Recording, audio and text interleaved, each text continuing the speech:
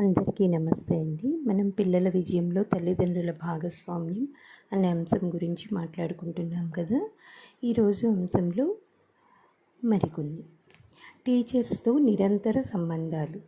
తల్లిదండ్రులు తరచూ పాఠశాలను సందర్శించటం, తమ పిల్లలకు చదువు చెప్పే టీచర్స్తో మాట్లాడటం, తమ పిల్లల చదువుతో పాటు ప్రవర్తన వైఖరులలో టీచర్లతో సమాచారం ఇచ్చిపుచ్చుకోవటం వల్ల పిల్లలు చదువులో మంచి ప్రతిభ కనపరుస్తారని, మంచి ప్రవర్తన సరైన వైఖరులతో ఎదుగుతారని ప్రపంచవ్యాప్తంగా జరిగిన పలు అధ్యయనాలు నిరూపించాయి.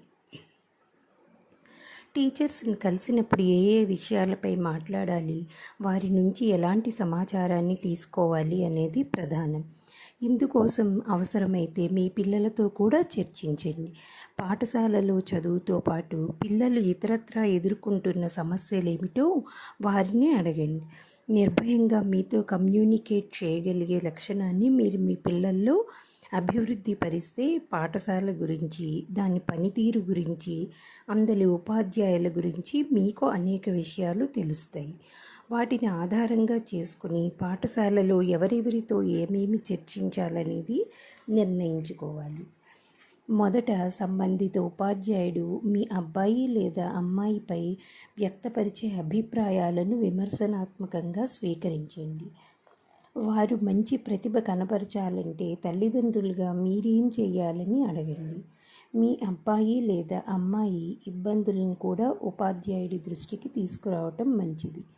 ఎవరైనా ఉపాధ్యాయుడిపై పాఠం సరిగ్గా చెప్పకపోవటం, మాటలు చేతలతో బాధ పెట్టడం వంటి కంప్లైంట్స్ మీ పిల్లలు చేస్తే వాటిని సున్నితంగా హెడ్ మాస్టర్ లేదా ప్రిన్సిపల్ దృష్టికి తీసుకెళ్ళండి.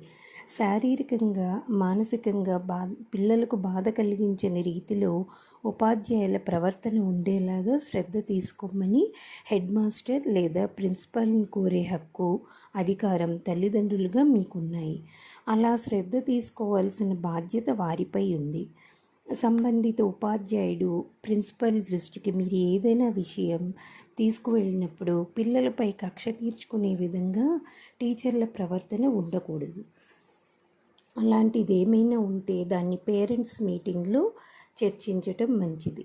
పేరెంట్స్ మీటింగ్స్, పాఠశాలలో ఏర్పాటు చేసే పేరెంట్స్ మీటింగ్స్ ఉపాధ్యాయులు, విద్యార్థుల తల్లిదండ్రులు అనేక విషయాలు ఎక్స్చేంజ్ చేసుకోవటానికి ఉపయోగపడతాయి. బోధనాభ్యాసన ప్రక్రియలో తల్లిదండ్రులు క్రియాశీల పాత్ర పోషిస్తే ఫలితాలు సంతృప్తికరంగా ఉంటాయి. అంతా పాఠశాల చూసుకుంటుంది అనే ధోరణి మంచిది కాదు.